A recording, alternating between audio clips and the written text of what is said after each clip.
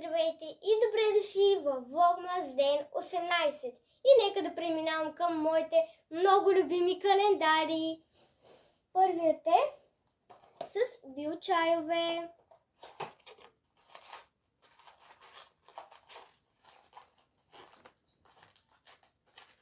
Ето го ден 18. Той е билков чай. Следващият календар на Милка.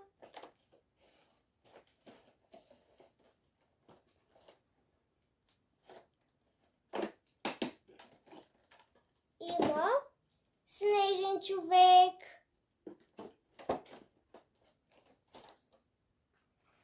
Календар с биошоколадови топчета.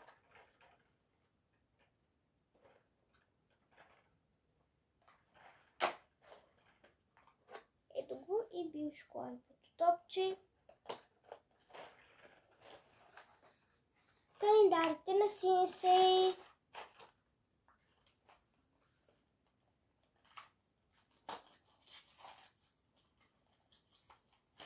Има една много сладка фибичка. Прилича малко на пухче. Синичко, много е сладурско.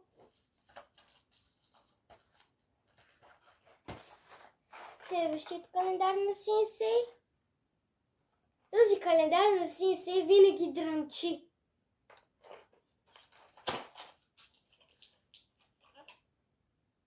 Вътре има луна на дядо Коледа. Има една много сладка шапчица. И последният адвент календар на Синсей. Ето го ден 18.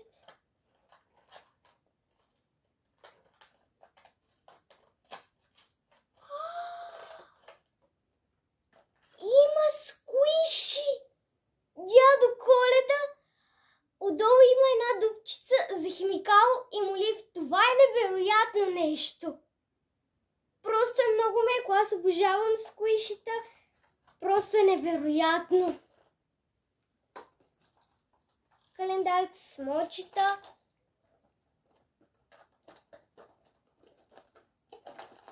В ден 18 има пиленце. Календарът с шоколад.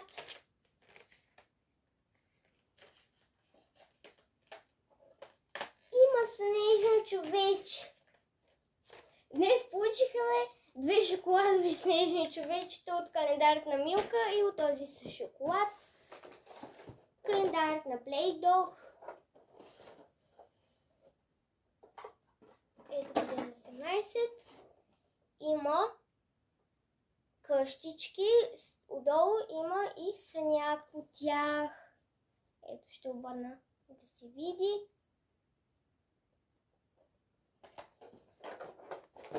Преминавам към календарите на Playmobil. Къде е коледният им?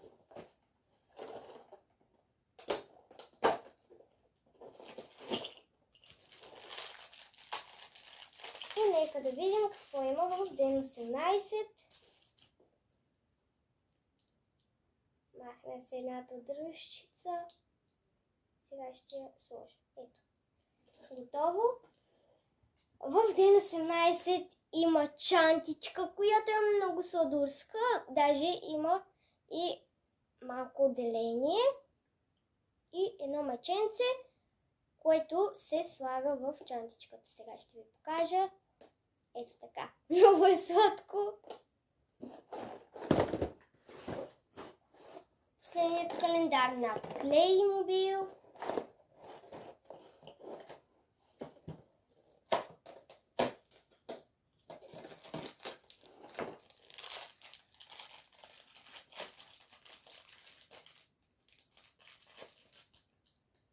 Това е за сено. Така се маха сеното с това. И това е сеното. Ето така се слага. Сега ще ви покажа. Или пък обратното, да. Ето така. Интересно е. И последният календар с биохрани. Малко не се вижда, затова ще мръдна ето тези два календара. Ето така. Ето. Много малко дни останаха до 24-ти ден и ми е много интересно във всички календари 24-ти ден какво ще е. И къде си ден 18?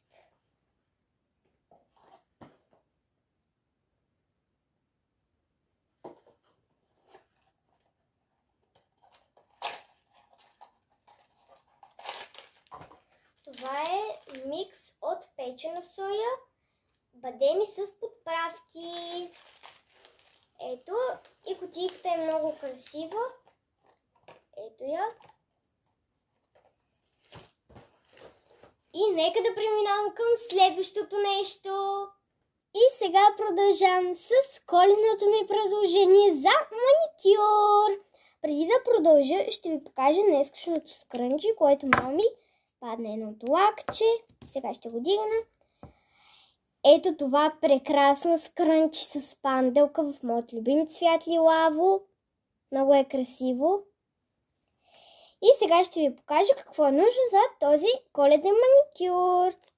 Коледни стикери. Ето тези са от календарът на Essence на мама. Много са красиви. И кукленски.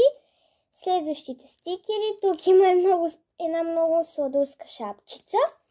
И лаковете. Този бял лак на имейл. Ето този топ лак на Опи. И ето този лак на Бел Лондон. И забравих да спомена, че това е база и топ лак 2 в 1. И сега ще си сложа от базата на ногтите. Той е прозрачен.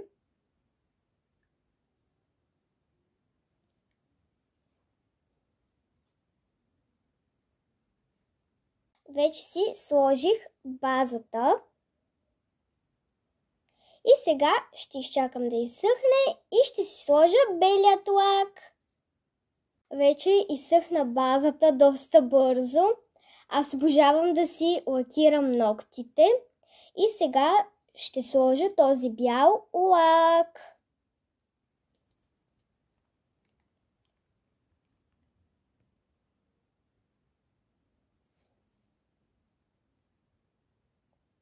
Вече се налакирах с белият лак. Ето как изглежда. И сега ще си сложа на някои пръсти. Ето този блестящ червен лак. Точно типичен за Коледа. Вече направих декорацията. Стана магично, красиво, прекрасно и много коледно. И сега следва да сложа топ лака. Вече съм готова с празничният коледен лак. И сега ще ви покажа на всеки пръст какво съм сложила. Ето на този съм сложила ето тази празнична елхичка, която блести. Ето на този съм сложила брокат, за да бъде по-празничен. Ето на този съм сложила една снежинка, която е много красива. Тук има една много сладурска шапчица. И ето на този пръст съм сложила отново брокат. Ето тук има един много красив подарък. Тук отново има блясък. Тук има бастунчета, които са много красиви. Панделка, която е много празнична. И отново брокат. И сега ще сложа ето тук на всеки пръст.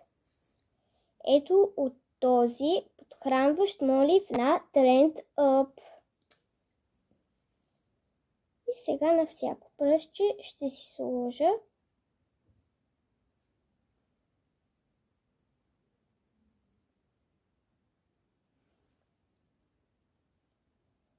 готово! Надявам се и вас да съм ви вдъхновила да си направите такъв празничен маникюр, който да ви дава коледно настроение.